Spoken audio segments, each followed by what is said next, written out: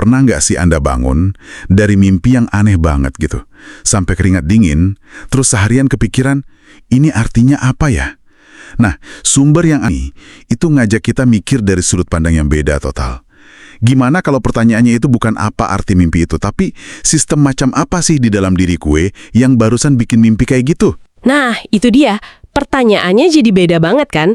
Jadi lebih mirip pertanyaan seorang engineer ketimbang seorang penafsir sastra. Benar. Kita nggak lagi coba mecahin kode rahasia, tapi justru mencoba memahami mesin yang menghasilkan kode itu. Ini ngubah semuanya. Betul. Makanya, hari ini kita mau coba ngoprek sebuah ide keren dari materi Anda ini. Namanya algoritma mimpi. Kita akan lihat mimpi itu bukan sebagai pesan gaib, tapi ya sebagai output dari sebuah proses komputasi biologis yang luar biasa canggih. Iya, dan tujuannya jadi jelas, memahami cara kerja sistemnya, bukan cuma membaca hasilnya. Jadi mimpi itu kayak semacam proyeksi dari obrolan antara memori kita, emosi kita, keyakinan. Sampai kondisi fisik tubuh kita pas lagi tidur. Betul, dan begitu kita paham cara kerjanya, kita jadi punya sedikit kendali gitu. Kita nggak lagi cuma jadi penonton pasif yang nerima mimpi apa adanya, tapi kita bisa mulai mengatur settingan dari mimpi yang akan kita alami. Oke. Biar kita semua nyambung, ada satu konsep yang kayaknya jadi kunci dari semua ini kan. Istilah di sumbernya itu prior makna. Kedengarannya agak akademis ya, tapi ininya apa sih ini sebenarnya? Bayangin aja gini deh, kayak filter di Instagram yang udah nempel permanen di mata kita. Prior makna itu kerangka atau lensa makna yang udah ada di dalam diri kita bahkan sebelum sebuah kejadian terjadi. Oh, oke. Lensa inilah yang secara otomatis ngebentuk cara kita memproses, merasakan, bahkan mencipta ulang sebuah pengalaman. Kata prior itu kan artinya sebelum, jadi ini struktur makna yang bekerja bahkan sebelum data dari dunia luar masuk. Jadi kayak semacam, sistem operasi bawaan untuk kesadaran kita gitu ya, yang menentukan program apa yang bakal jalan saat kita nerima input baru. Analogi yang pas banget. Otak kita kan nggak pasif, dia nggak cuma merekam dunia kayak kamera. Otak kita itu secara aktif membangun model prediksi tentang dunia. Model ini bekerja berdasarkan asumsi-asumsi dasar, atau prior itu tadi. Nah, prior makna ini adalah asumsi yang paling mendasar. Bukan cuma besok matahari terbit, tapi keyakinan yang lebih dalam, kayak dunianya tempat yang aman atau berbahaya. Hidup ini adil nggak sih? Saya ini orang yang berharga atau bukan? Gitu. Wah, contoh di sumber ini langsung bikin klik di kepala saya deh. Soal dua orang yang ngalamin kejadian yang sama persis. Sama-sama dipecat dari pekerjaan. Iya, dan disinilah kekuatan prior makna ini kelihatan jelas banget. Orang pertama punya prior makna kalau hidup adalah serangkaian ujian yang pasti ada hikmahnya. Oke. Buat dia, dipecat itu sakit. Jelas, tapi lensa yang dia pakai akan memprosesnya sebagai kesempatan baru, sebagai tantangan untuk bertumbuh. Sementara orang kedua?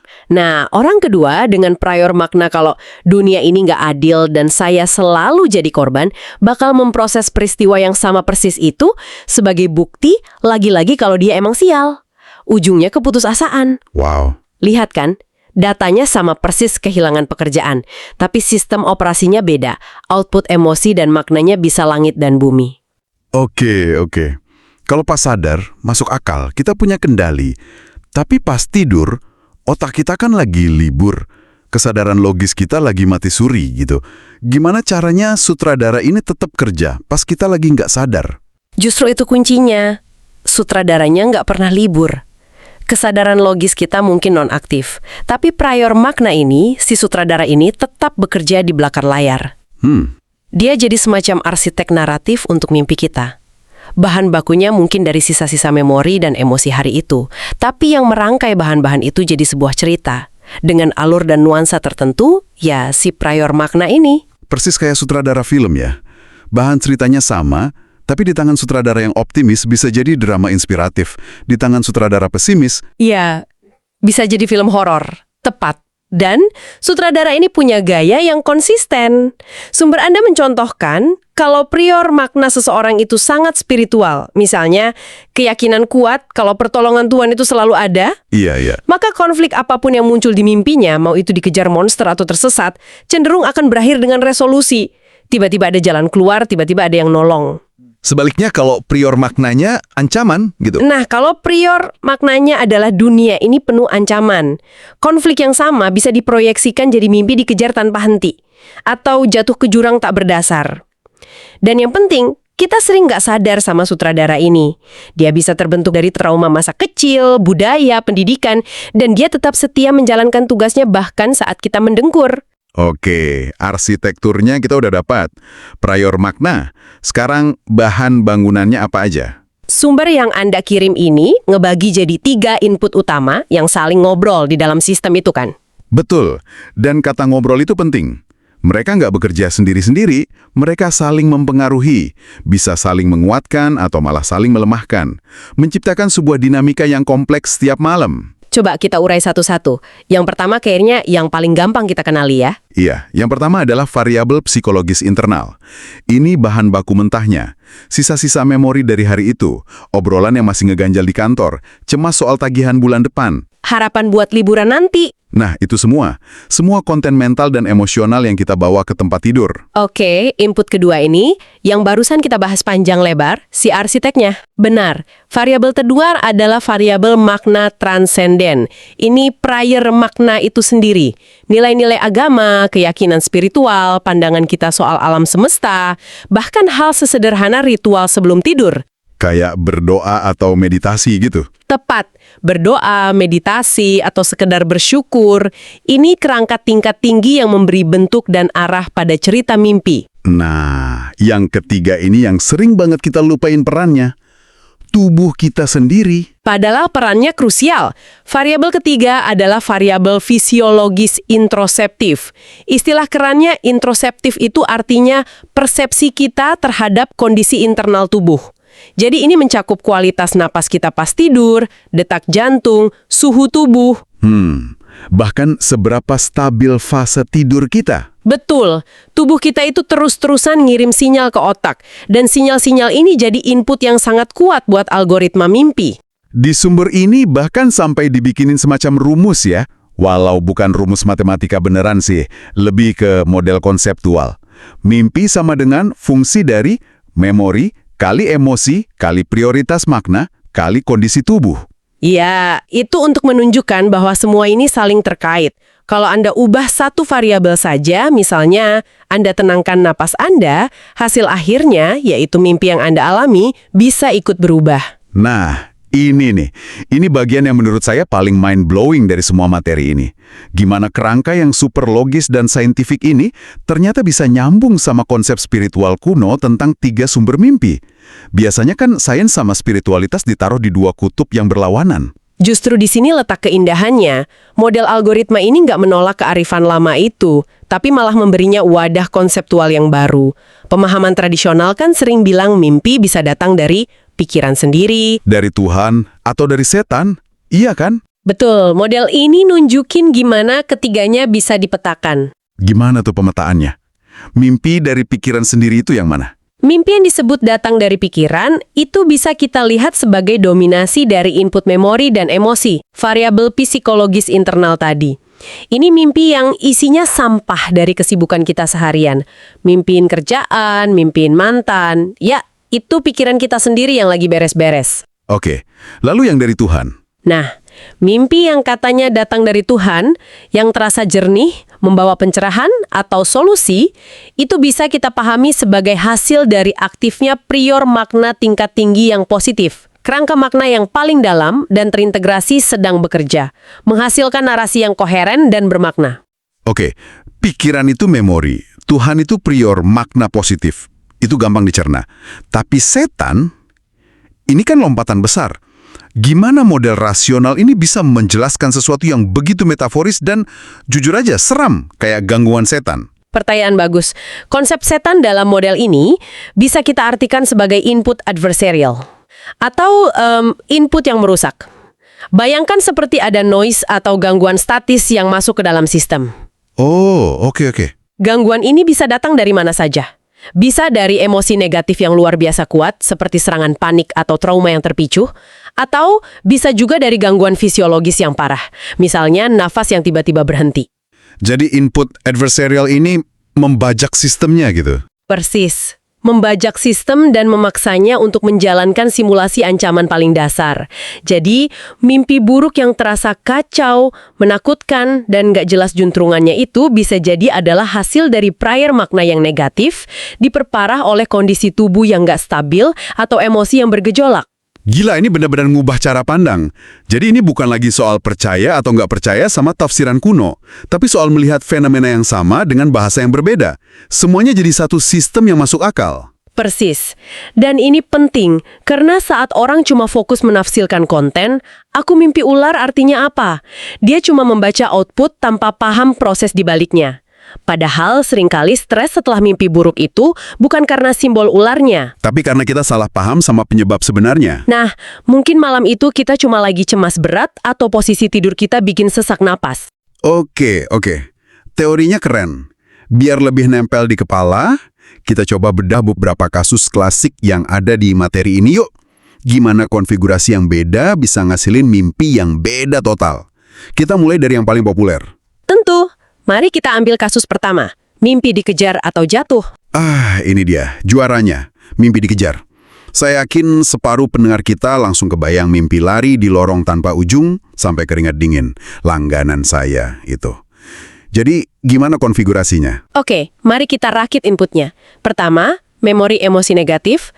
Anggap saja orang ini baru debat kusir di kantor, jadi ada emosi konflik yang belum tuntas. Kedua, ada priming ancaman. Sebelum tidur, dia nonton film thriller atau scrolling berita soal kejahatan. Oh iya. Ketiga, kondisi fisiologis, dia kecapean banget, jadi napasnya cenderung pendek dan nggak teratur. Dan terakhir, prior makna. Dia nggak melakukan ritual penenang apapun, langsung tidur aja dengan pikiran kalut. Jadi semua tombolnya diset ke mode bahaya. Kombinasi maut. Tepat. Konfigurasinya begini, memori konflik aktif, emosi cemas tinggi, priming visual soal ancaman, plus napas yang nggak stabil. Di dalam otak, sistem limbik dan amigdala, pusat rasa takut, lagi pesta pora. Sementara otak logisnya lagi istirahat. Betul, korteks prefrontal lagi istirahat, nggak ada yang rem. Maka output yang paling mungkin dari sistem ini ya, simulasi ancaman. Wujudnya bisa dikejar monster, jatuh dari gedung, tapi penyebabnya sangat logis. Ini bukan pesan acak dari alam semesta ya. Oke, itu skenario mimpi buruk yang logis banget. Tapi yang bikin saya penasaran dari materi ini justru sebaliknya. Gimana algoritma yang sama bisa ngasilin mimpi yang positif, yang terasa kayak pencerahan, bahkan saat kita sedang menghadapi masalah yang sama persis. Mari kita lihat kasus kedua. Mimpi resolusi atau menemukan jalan keluar. Nah, ini sisi lain dari koin yang sama. Bayangkan orang yang menghadapi masalah yang sama beratnya, konflik di pekerjaan.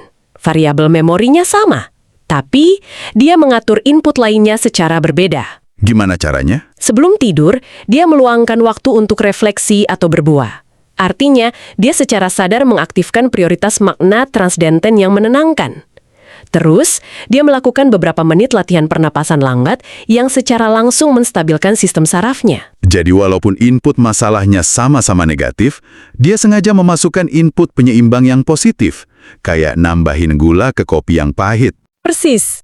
Otak tetap memproses masalah yang sama, tapi karena ada input penyeimbang dari prior makna dan kondisi fisiologis yang tenang, algoritma justru menghasilkan simulasi resolusi. Mimpinya bisa jadi ketemu mentor bijak yang ngasih nasihat, atau tiba-tiba nemu jalan keluar dari labirin yang rumit. Masalahnya sama, tapi outputnya beda total karena konfigurasinya sengaja diubah sebelum tidur. Luar biasa kan? Luar biasa.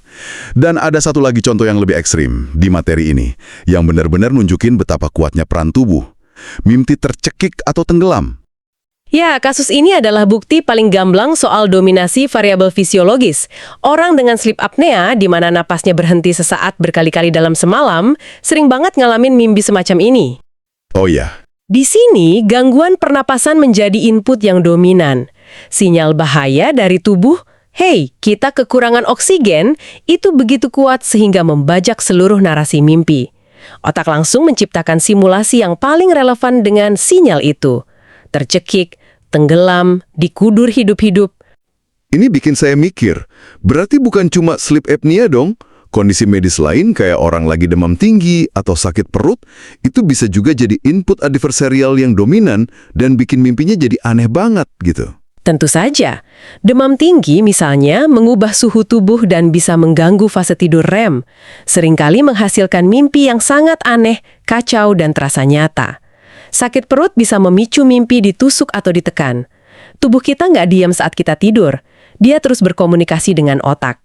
Jadi pertanyaan krusialnya, seberapa sering mimpi buruk kita sebenarnya adalah alarm dari tubuh yang coba kita abaikan? Nah, dan dalam kasus sleep apnea, begitu kondisi fisiknya diobati, mimpi buruknya seringkali hilang. Ini bukti nyata kalau kita bisa memperbaiki mimpi kita dengan memperbaiki kondisi tubuh. Oke, jadi setelah ngobrolin semua ini, takeaway terbesarnya buat saya, dan mungkin buat Anda yang dengerin adalah, kita ini nggak berdaya-daya amat sama mimpi kita. Kita emang nggak bisa milih mimpi kayak milih film di Netflix. Tapi kita bisa jadi semacam sound engineer yang ngatur setelan-setelan di mixing boardnya sebelum pertunjukan dimulai. Tepat sekali. Pergeseran utamanya ada di situ. Menyiapkan tidur yang baik itu bukan lagi sekedar soal ganti spray atau matiin lampu. Itu adalah sebuah tindakan kesadaran untuk mengatur variabel input bagi sistem komputasi kita di malam hari. Kita nggak bisa ngontrol outputnya secara langsung. Tapi kita punya pengaruh besar banget terhadap inputnya. Dan materi Anda memberikan 3 langkah praktis yang sangat jelas untuk melakukan itu, kayak pre-flight checklist sebelum tidur. Betul. Dan 3 langkah ini langsung menargetkan 3 variabel yang kita bahas. Pertama, membersihkan memori emosional. Caranya bisa dengan journaling, tulis semua unek-unek biar nggak dibawa ke alam mimpi. Atau bagi yang lain, bisa lewat doa atau ngobrol sama pasangan. Intinya, proses emosi negatif itu pas masih sadar. Jangan biarkan dia jadi bahan bakar gratis untuk mimpi buruk. Oke, cek untuk variabel psikologis. Yang kedua, untuk variabel tubuh. Kedua, menstabilkan tubuh. Cara paling ampuh dan gratis, latihan pernapasan lambat selama 5-10 menit sebelum tidur. Tarik napas dalam-dalam, hembuskan perlahan. Ini secara biologis mengirim sinyal ke sistem saraf kita.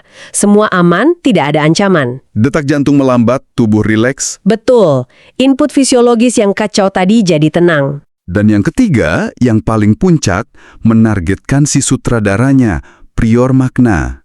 Yap, terpejam. Luangkan 1 menit untuk secara sadar memikirkan hal yang disyukuri hari ini. Atau menetapkan niat untuk mendapatkan istirahat yang memulihkan. Ini seperti kita bilang ke sutradara di dalam diri kita, malam ini tolong putar film yang genrenya damai dan inspiratif ya, bukan horor. Jadi ini benar-benar sebuah disiplin kesadaran sebelum tidur, bukan sesuatu yang pasif. Persis. Intinya, kita ini kurator dari bahan baku mimpi kita sendiri. Mimpi bukan cuma sesuatu yang terjadi pada kita. Ia adalah hasil proses dari sebuah sistem. Dan sistem itu kita kasih makan setiap hari lewat pikiran, emosi, keyakinan, dan cara kita merawat tubuh. Kalau inputnya penuh noise dan konflik, ya jangan heran outputnya juga kacau. Nah, kalau inputnya lebih jernih dan terintegrasi, outputnya pun akan cenderung lebih baik. Jadi kalau dirangkum, pemahaman paling penting dari materi Anda hari ini adalah pergeseran pertanyaan. Dari yang tadinya, apa ya arti mimpiku? Jadi, konfigurasi apa di dalam diriku yang barusan menghasilkan mimpiku? Kita nggak lagi cuma jadi penafsir simbol, tapi jadi pemecah masalah yang paham sistem di baliknya. Dan pemahaman ini memberdayakan kan, kita jadi tahu di mana letak tombol yang bisa kita putar untuk meningkatkan kualitas istirahat kita dan mungkin kualitas hidup kita saat terjaga.